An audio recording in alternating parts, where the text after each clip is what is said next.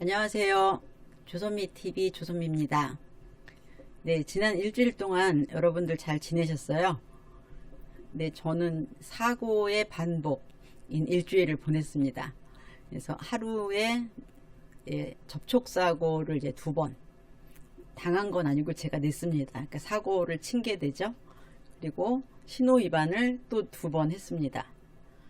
그것도 이제 제가 잘못한 거죠. 그러니까 이게 1년에 뭐 혹은 2년에 한 번쯤 있을 일을 일주일 안에 4번이나 사고를 친 거죠. 뭐 누구를 원망할 수는 없을 것 같아요. 왜냐면 이제 제가 친 거라서. 근데 너무 이제 몰려서 이렇게 사고가 나니까 저도 모르게 이런 생각이 툭 튀어올랐어요. 되는 일이 없네.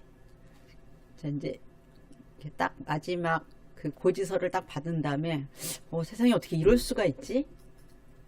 되는 일이 하나도 없구나. 근데 이제 그렇게 생각하고 3초 뒤에 왜 이런 생각이 나지? 또 이런 생각을 했습니다. 그러니까 되는 일이 없네는 굉장히 반사적으로 머릿속에 떠올랐고요. 근데 사실 사고를 좀 촘촘하게 냈다. 이런 거 외에 뭐 그 이상의 불운은 없는 거잖아. 물론 돈이 깨졌습니다. 근데 돈이 깨졌다는 것만으로 이제 되는 일이 없다라고 말을 할 수는 없죠. 왜냐하면 요즘 세상에는 보험이 있기 때문에 그 차들의 수리비를 제가 이렇게 뭉텅이로 내야 하진 않겠죠. 아직 총 합산이 되지는 않았습니다. 근데 이제 살짝 긁은 거에 비하면 이렇게 여러 짝을 긁었기 때문에 생각보다 돈이 많이 나올 것 같다, 이런 말은 들었습니다. 아직은 이제 총액이 안 나와서 제가 좀 아주 기분이 나쁘진 않은 것 같아요. 자, 그러니까 되는 일이 없다라는 정도의 심각한 상황은 아님에도 불구하고 되는 일이 없네, 이런 생각이 들었어요. 자, 근데 저는 이제 상담을 많이 하기 때문에 이런 말을 하시는 분을 정말 많이 봐요. 그래서 무슨 일이 있었는데 뭐 제 삶은 왜 이럴까요? 라거나 저는 뭐 앞으로 뭐 잘 살기 어려울 것 같아요, 이런 얘기를 하시는 분들을 꽤 많이 봤기 때문에 이제 이런 생각을 제가 하는 순간 이런 생각을 했구나 하는 거를 감지할 수 있어요. 근데 이제 대부분의 사람들은 정말 되는 일이 없네, 왜 이렇게 운이 없는 거야, 그래서 이제 쭉 갑니다, 끝까지. 그래, 내가 뭐 되는 일이 있겠어, 뭐 나야 맨날 그렇지, 이제 이런 생각을 쭉 가는데 이제 저는 전문가라 이제 거기서 멈춘 거죠. 근데 사실 되는 일이 없네는 굉장히 대표적으로 그 이제 치료자들이 내담자한테 이제 바꿔주는 생각이거든요. 근데 이제 그 일을 30년 이상 했는데 그 생각이 불쑥 튀어나온 건 누구한테나 뇌 안에 그런 생각이 있는 건 아닐까? 이런 생각이 들었어요. 그래서 이제 우리가 흔히 하는 말 뭐 어쨌든 많은 그 클리셰들이 이런 생각을 반영하는 것 같아요. 그래서 그냥 이제 되는 일이 없네 대신에 좀 합리적인 생각을 해보자. 이제 많은 분들이 저한테 뭐 쿨하다라거나 스트레스를 별로 안 받는 것 같다라고 이제 말씀을 하시는데요. 지금 이제 그 비결을 알려드리는 겁니다. 자, 이제 일주일에 사고 이제 하나는 위반, 그러니까 반은 위반, 반은 사고, 뭐 어쨌든 부정할 수 없이 잦은 일이죠, 횟수가. 자, 그럼 이제 일단은 왜 이런 일이 생겼지라고 생각을 해볼 수 있겠죠. 자, 왜 이런 일이 생겼지는 왜인데 이유를 찾는 거죠. 근데 이제 이유는 있을 수도 있고 없을 수도 있죠. 근데 이유가 없다는 거 그냥 확률적인 생각입니다. 확률적으로 생각하는 거. 그래, 내가 운전을 지금 저는 1988년부터 했기 때문에 몇 년인지 셀 수도 없네요. 그렇게 오래 운전을 했는데 갑자기 운전 실력이 떨어질 리는 없고 그냥 뭔가 불운이 아주 우연히 한꺼번에 겹친 거야, 뭐 이렇게 생각할 수도 있고 근데 좀 더 이제 가능성 있는 생각은 집중력이 떨어졌다는 거예요. 집중력이 떨어져서, 그러니까 그 신호를 위반한 곳은 제가 갑자기 이제 속도를 줄여야 되기 때문에 이제 한 2번 정도 돈을 낸 다음부터는 거기를 지나갈 때마다 줄여야지 하는 생각을 반사적으로 하는데 집중력이 많이 떨어지니까 거기를 그냥 아무 생각 없이 쓱 지나쳤구나 라는 게 조금 더 사실에 가깝다는 생각을 했어요. 자, 그럼 집중력이 왜 떨어졌을까? 그러니까 1번은 피로죠, 피로. 자, 피로한가 아닌가? 뭐 별로 이건 질문이 안 됩니다. 왜냐하면 피로하기 때문에. 5월에 책을 내면서 뭐 인터뷰나 이런 게 굉장히 많았어요. 그래서 이제 그것들을 이렇게 다 이제 원래 하던 일 하고 뭐 책과 관련된 이제 뭐 여러 가지 뭐 홍보 뭐 이런 걸 하다 보니까 이제 일이 되게 많이 늘었던 것 같아요. 그래서 계속 5월 내에 빨리 5월이 지났으면 좋겠다라고 생각했는데 이제 6월이 되면 좀 편해져야 되는데 5월에 이 일을 하다가 밀린 이제 이 일이 있더라고요. 그래서 참 세상 일은 깔끔하지가 않구나. 그러면 또 밀린 일을 해야죠. 이제 밀린 일은 지겨우니까 좀 빨리 했습니다. 빨리 안 쉬고 밤 늦게까지. 그러니까 이제 네, 세상은 공짜가 없다고 이제 신체 피로가 몰린 거겠죠. 그래서 그럼 결국 이 사건 사고들은 나한테 쉬라는 메시지구나. 이제 이렇게 결론을 내렸습니다. 그럼 쉴 수 있나? 쉴 수 있나? 그쵸. 많은 분들이 쉴 수 있으면 쉬지 왜 안 쉬겠어요? 이렇게 생각을 하시는데, 저는 그럼 이제 우선순위를 쉬는 데다 둡니다. 이게 어떻게 두냐면, 뭐, 이를테면 제가 그 환자분들 평가한 결과를 이제 슈퍼비전을 계속 하는데, 이를테면 한 열흘치를 다 보통 해놓거든요. 이제 뭐 오늘이 6월 15일이면 6월 25일 것까지 이제 다 이제 보통 평소에는 그런데 이제 그걸 줄이는 거죠. 한 6일 정도로. 6일 정도로 줄이면 평상시보다 기준을 이제 60%로 내렸기 때문에 다음에는 좀 더 많이 해야 될 수 있지만 당분간은 좀 쉴 수가 있어요. 왜냐면 이제 피로라는 게 쉬지 않으면 더 누적되기 때문에 좀 쉬고 하면 좀 낫겠지 라는 걸 이제 경험치로 알고 있습니다. 그래서 이제 일단 좀 일을 치워놨어요. 그리고 이제 평소에 해야 될 일 말고 또 이제 그냥 임의적으로 생기는 일들이 있죠. 그래서 이런 것들은 평소에 준비하던 것보다 70%만 한다. 사람이 살면서 모든 일에 최선을 다할 수는 없거든요. 그래서 저는 이제 그 확률에 기준한 사고방식을 갖고 있어요. 확률에 기준한다는 건 이제 무슨 일이 생겼을 때 이유가 없을 확률이 많다. 그 다음에 지금 내가 운이 없는 것 같지만 사실 이 정도의 일들은 일어난다. 이제 이렇게 확률로 봤을 때 그렇게 이상하지 않은데 그럼 그냥 지나갑니다. 뭐 그 다음 확률이 왔을 때 또 뭐 안 좋은 일이 생기겠죠. 이거는 아이를 키우면서 생긴 이렇게 지혜 같아요. 이제 아기 때부터 쭉 키우다 보면 이제 어느 날 이제 얘가 왜 이러지 할 때가 있어요. 왜 얘가 뭐 밥 먹을 때마다 떼를 쓰지? 왜 얘가 밖에 나갈 때마다 이렇게 힘들게 하지? 그래서 이 행동이 안 없어지면 나는 죽을 것 같아. 이제 이런 행동들이 있어요. 뭐 애가 안 그러다가 뭐 유난히 뭐 이상한 말을 해요 라든지 뭐 이제 다 겪으셨죠. 그래서 뭐 이것 때문에 화도 나고 궁금해도 하고 걱정도 하는데 막 그렇게 괴로워하다 보면 한 3달쯤 지나면 그 문제가 스르륵 사라지더라고요. 그래서 이제 살겠다, 살만하다 하면 또 2달을 안 갑니다. 그래서 2달을 안 가서 또 이제 새로운 행동, 참을 수 없는 행동들을 보이죠. 그래서 3한 4온 같은 거구나 삶은. 그래서 3달, 2달 거의 뭐 틀리지 않은 것 같아요. 제가 그렇게 이제 정리를 해서 그런지.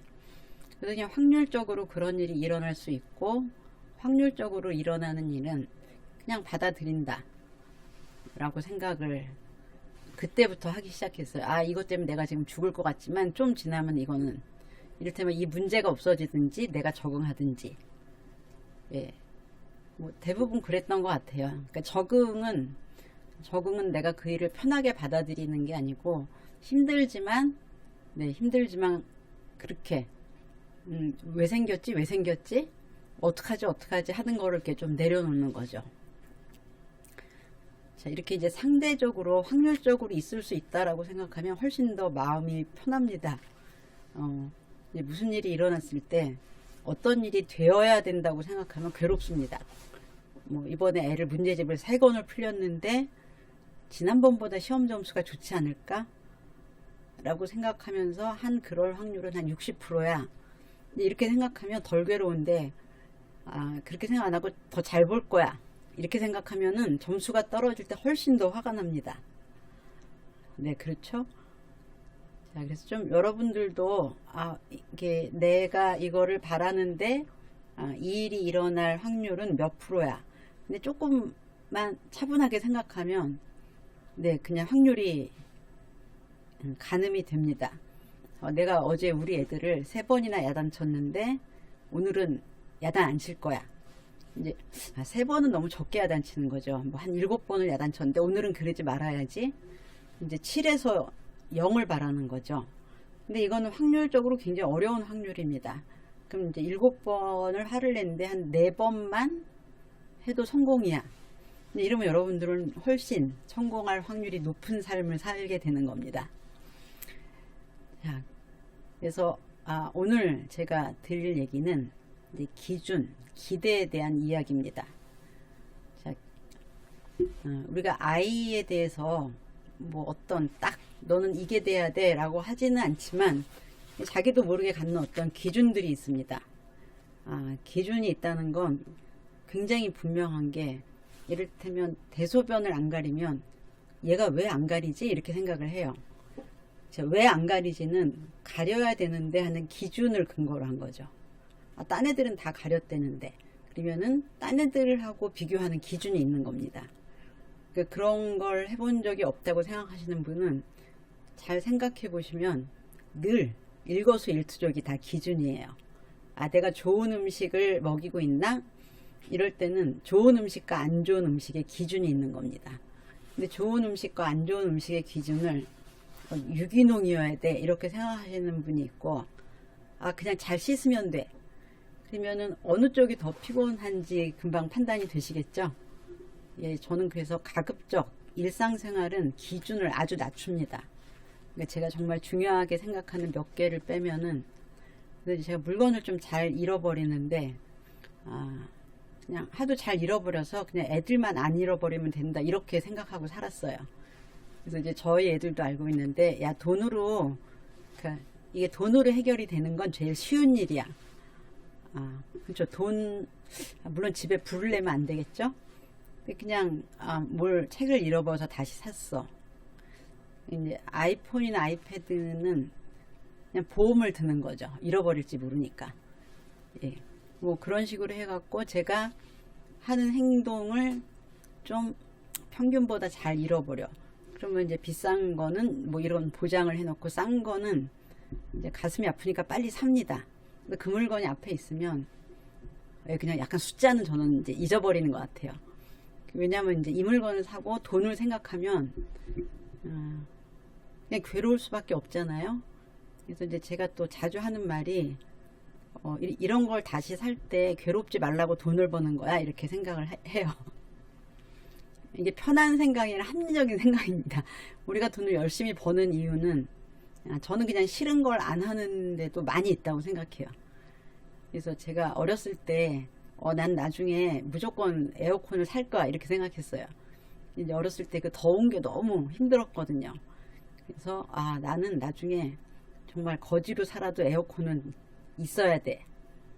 그러니까 싫은 거를 피하는데 아주 많은 기준을 갖고 있기 때문에 그 싫은 거를 피하는데 쓰는 돈은 별로 안 아깝고요. 그 대신에 원하는 걸 많이 줄였어요.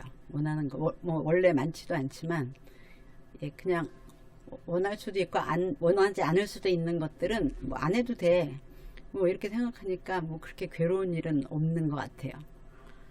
근데 이제 원하는 게 조금 더 생긴 건, 예전에는 차를 긁어도 뭐 달리는데 지장 없는데 이렇게 생각했는데, 요즘은 이렇게 좀 흠집이 나면 마음이 괴롭더라고요.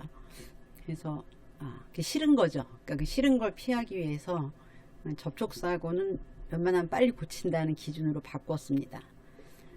자, 그래서 어떤 기준이 있을 때 좌절도 있고 고통이 있다는 건데요.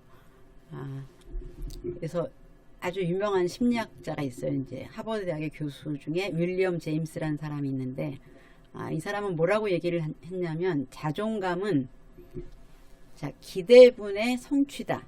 그러니까 기대한 거 대비 성취를 내가 얼마나 했느냐에 따라서 자존감이 결정되기 때문에, 그래서 사람들이 자존감을 만족시키기 위해서 많은 성취를 하려고 그러죠.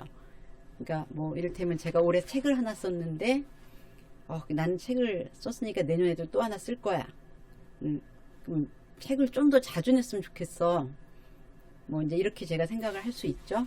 그럼 이제 내 스스로에 대한 기대는 1년에 적어도 책 한 권. 이렇게 생각했을 때 내년에 책을 안 쓰면 자존감이 떨어지겠죠. 근데 이제 저는 책 쓰는 건 너무 힘들어.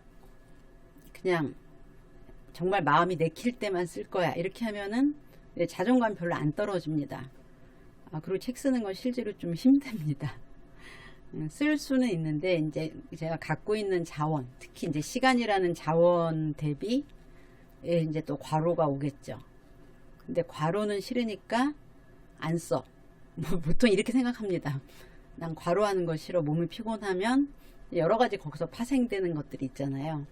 그래서 약간 책을 안 내서 안 써서 제가 괴로운 것보다 이제 병이 생겨서 괴로운 게 훨씬 더 저는 괴롭기 때문에 아픈 게 또 우선순위예요. 아프지 않는 게. 네.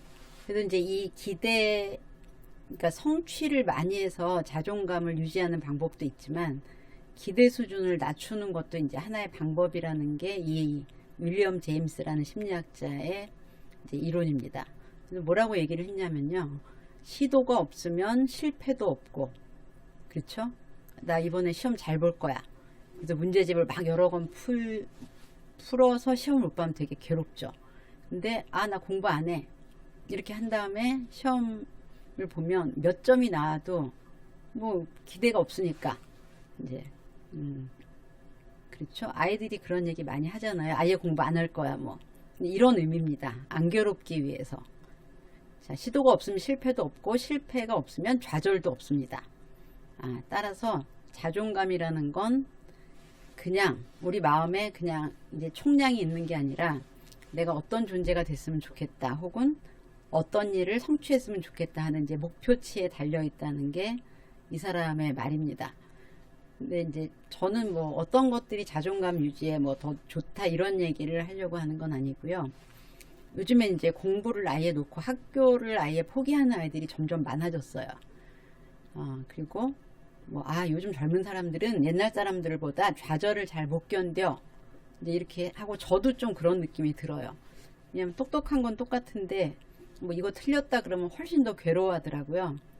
그래서 못한다는 평가에 대한 참을성이 너무 없구나. 못하는 걸 못한다 그러지. 뭐 이런 생각이 들었어요. 이제 제가 어제 이렇게 레지던트들 이제 티칭하는 가르치는 시간이 있는데 이렇게 뭐 너 이거 대답해봐. 너 대답 이게 뭔 거 같아? 뭐 어떻게 되는 거 같아? 이렇게 물어보는데 그 중에 한 명이 이렇게 약간 눈이 동그래져 갖고 약간 이렇게 입이 이렇게 약간 벌려져서 안 해봤는데요. 이렇게 해서 표정이 너무 이상해서 그러니까 뭐 다른 뭐 이건 안 해봤지만 이건 해봤어. 그랬더니 이렇게 약간 이렇게 머릿속에 하얘진 얼굴로 고개를 젓더라고요. 했더니 그 옆에서 1년 차라고. 이제 제가 얼굴을 안 보고 막 시키다 보니까 1년 차를 시킨 거죠. 그래서 내가 맞아 1년 차구나. 그래 너는 안 해보고 모르는 게 맞지. 이렇게 얘기를 해줬습니다. 1년 차가 알면 이상하잖아. 그랬더니 이제 그 친구가 하는 말이 감사합니다 이러더라고요. 그래서 1년 차라 모르는 게 당연한데 그걸 알아주는 게 감사하다는 건 이 친구가 항상 너는 뭔가를 잘 해야 돼 라는 기대를 받았다는 걸 의미하죠. 사실은 제 실수죠. 얘가 이거를 모를 거야 라는 걸 모르고 말을 했으니까. 근데 그 친구가 그렇게 말하는 건 항상 자기는 어떤 뭐 질문, 테스트, 평가에도 잘 해야 된다는 생각을 머릿속 깊이 갖고 있기 때문에 내가 이걸 안 해봐서 잘 몰라요 라는 어떤 이제 자기를 방어하는 아주 기본적인 팩트죠. 네, 그런 것도 없구나. 좀 안타깝다는 마음이 들었습니다. 자, 그래서 요즘 아이들이 좌절 내구력이 약한 이유가 좌절을 안 겪거나 뭐 아니면 이렇게 좌절을 피하게 해줬거나 뭐 이런 것도 있을 수 있지만 기대에도 굉장히 큰 영향을 미쳤다 이런 생각이 들었어요. 기대. 공부를 잘해? 뭐 수학을 잘해? 그럼 너 영어도 잘하겠다. 국어도 잘하겠다. 뭐 초등학교 때 잘했어? 그럼 중학교 때도 잘해야지. 뭐 수능도 잘 봐야지. 이제 뭐 이런 것들이 이제 굉장히 흔한 생각이잖아요. 그래서 기대, 그 분모가 되는 기대가 높아지다 보니까 성취를 애지간히 해갖고는 근데 별로 좋은 평가를 못 받는 겁니다. 자, 그러다 보니까 뭐 늘 올 1등급 혹은 1등급 3분의 1, 2등급 3분의 2 뭐 어쨌든 이렇게 1, 2 적어도 3등급 아래는 내려가지 않는 게 아니면 그냥 잘 못한다고 생각하게 된 것 같아요. 여러분들은 그렇게 생각하지 않는다고 생각할 수 있는데요. 이를테면 이제 학원을 보냈을 때, 자, 야, 엄마가 너 학원 가서 1등 하라는 거 아니야. 그냥, 뭐, 과제라도 성실하게 해. 자, 이거는 어떤 기대가 있냐. 학원을 보낼 때, 예, 숙제를 안 하면 야단치죠. 그럼 숙제를 하라는 강요가 있는 겁니다. 기대가 있는 거죠. 강요나 기대나. 근데 이제 다 아시다시피 학원 숙제가 요즘 정말 많아요. 그냥 할 수 있는 양을 내주는 데도 있지만 하기 어려운 양을 내주는 곳도 있어요. 왜냐면 이제 집에서 엄마가 보기에 집에서 빈둥거리면 애가 학원에서는 지금 제대로 애들을 공부시키는 거야? 이런 생각이 들 수 있기 때문에 학원은 이제 그 학원비 값을 하느라고 좀 과제를 많이 내줍니다. 자, 그러니까 숙제는 해야지 뭐 이렇게 얘기하는 건 공부는 못 해주는데 숙제는 해. 라는 거는, 숙제는 해야 된다는 기대가 있는 거죠. 근데 이제 숙제를 하는 게 되게 당연한 거냐. 학교 숙제는 당연하지만, 예, 학원 숙제는 하기 어렵습니다. 제가 볼 때는 하기 어려워요. 그러니까 학원 숙제를 꼭 해야 된다는 어떤 기대를 아이들한테 주입하고 있는 겁니다. 그래서 이제 아이들이 학원을 그만둘 때 굉장히 좌절을 많이 해요. 그러니까 학원을 그만두고 싶어 하지만 그만둘 때 뭔가 나는 실패한 사람이야 이런 느낌을 갖게 돼요, 실제로. 그래서 이제 좋은 학원에서 나와야 될 때 좋은 학원이라는 게 이제 거기 공부 잘하는 애들이 많다는 거죠. 네, 그럴 때 이제 엄마랑 아이는 패배자처럼 거기를 나와요. 자, 그 다음에 학원을 보냈는데도 성적이 안 오르면 또 야단을 칩니다. 야, 엄마가 돈 써서 학원까지 보내줬는데 이게 성적이 뭐야? 그럼 어떤 기대를 해요? 학원을 보내주면 성적이 올라야 돼. 자, 그러면 이제 아이들은 내가 학원을 다니면서 성적이 오르는 걸 보여드려야 이제 내가 부모님이 투자해준 돈값을 하기 때문에 네, 성적을 올려야 된다는 기대에 대한 부담을 갖게 되죠. 이때는 이제 아이들이 돈에 대한 부담까지도 갖습니다. 왜냐하면 이제 사교육비가 많이 드니까 이제 엄마들이 그런 얘기 많이 해요. 이제 사교육비 때문에 우리 망하게 생겼다. 사교육비만 안 들면 우리 뭐 할 수 있다. 이제 이런 얘기를 하니까 성적을 필수적으로 올리지 않으면 이건 이제 실패가 됩니다. 그 다음에 저희는 진짜 애들한테 바라는 거 없어요. 이제 뭐 학원도 안 보내요. 애가 싫다 그래서. 그러는 분들도 이제 청소년기쯤 되면 애가 들어오는 걸 보면 좀 한숨을 쉬고 인상을 씁니다. 자, 그건 뭐예요? 너가 지금 살아가는 모습은 내 기대에 맞지 않아. 그런 뜻이죠. 그냥 왔어 뭐 간식 뭐 줄까 이렇게 하지 않잖아요.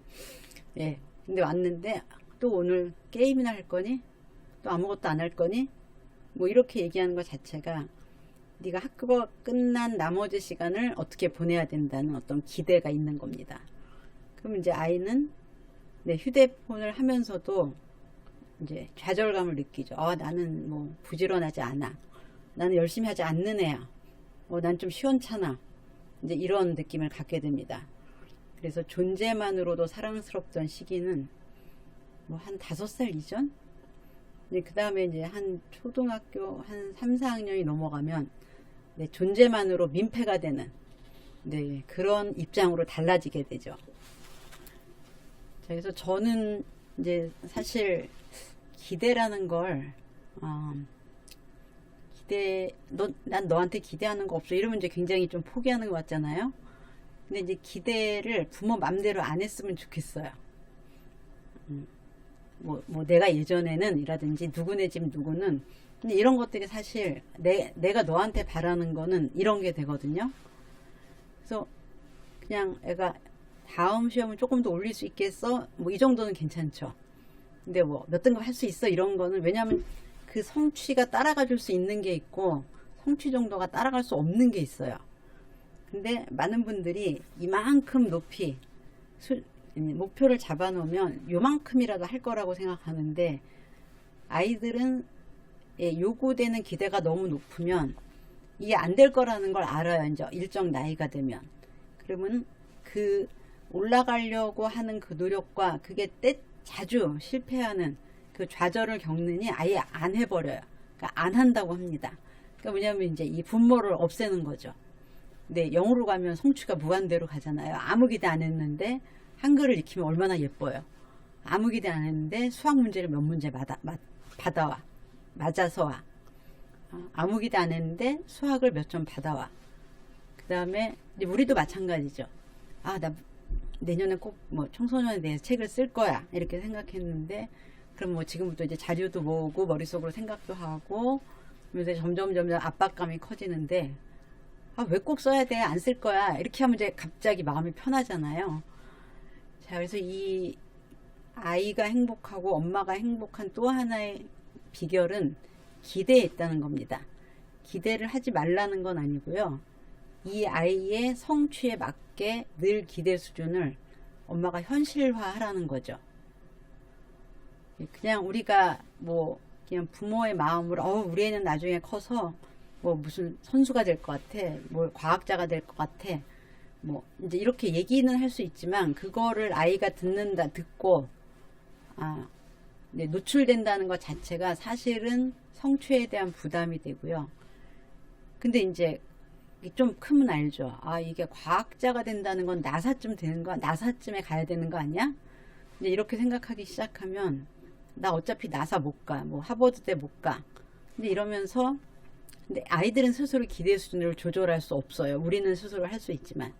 그러니까 어느 순간 그거에 미치지 못하면 아무것도 아닌 것 같은 존재라고 느껴져서 그냥 많은 걸 내려놓게 됩니다. 그래서 이제 제가 만난 아이들도 부모가 뭔가 하라는 말을 많이 하는 건 그만큼 기대가 많다는 거고요. 그럴수록 아이들은 의욕과 동기가 떨어지더라고요. 이건 제가 이제 직접 관찰을 한 사실입니다. 그리고 이제 간혹 뭐 재수한다, 삼수한다, 사수한다 그런 아이들이 있는데 그런 아이들 중에 제가 보기에 그 정도 대학이면 가도 되는데 왜 안 가지? 근데 계속 뭐 재수하고 삼수하고 비슷한 점수가 쭉 나와요. 그러면 그냥 이 정도는 가지 그러니 했더니 그 정도 갈 거면 나는 대학을 안 간다는 얘기를 많이 해요. 그리고 이제 부모님들도 얘가 이 정도 가도 되는데 얘가 안 간다고 하는데 쭉 살펴보면은 어렸을 때 훨씬 더 높은 기대를 받은 거죠. 뭐 스카이 수도권 이런 거 나누는 거를 생각도 못할 때 이미 뭐 야 큰아빠는 서울대 나왔대, 뭐 작은 아빠는 뭐 고려대 나왔대, 이제 이렇게 해서 대학은 거기밖에 없어 이런 식으로 이제 집안 분위기가 돌아가면 이런 아이들은 정말 성취 동기가 많이 떨어집니다. 자, 그래서 기대 수준을 현실적으로 맞춘다. 저의 기대 수준은 사고는 그래도 한 1년에 한 번 정도 나야 되는 거 아닌가? 근데 이제 이번에 기대 수준에 비해서 사고가 훨씬 더 많이 났잖아요. 그것도 이제 확률의 일부에는 들어가 있죠. 뭐 어떤 사고가 어떤 해에 몰려난다. 근데 이제 제가 생각하기에는 난 집중력이 떨어졌어. 그래서 사고가 자주 난 거야. 그럼 이건 뭔가 내 삶을 이제 좀 바꾸라는 뭐 혹은 쉬라는 메시지인 것 같아 라고 이번 일은 해석을 하고 있습니다. 자, 그래서 뭐 어려운 일일지 모르지만 나도 모르게 내가 내 아이한테 하는 기대 그냥 다 좀만 더 잘했으면 좋겠다고 생각하지만 사실은 그 좀이라는 게 아이들이 할 수 없는 그 정도일 수도 있습니다. 그럴수록 아이들은 불행하고 아무것도 하고 싶지 않아집니다. 자, 그래서 뭐 유난히 요즘은 더 하기 싫어한다거나 무기력해 보인다거나 할 때는 부모님이 한번 기대 수준을 검토해 보시면 좋을 것 같다는 생각이 듭니다. 네, 이번 시간은 여기에서 마치겠습니다. 감사합니다.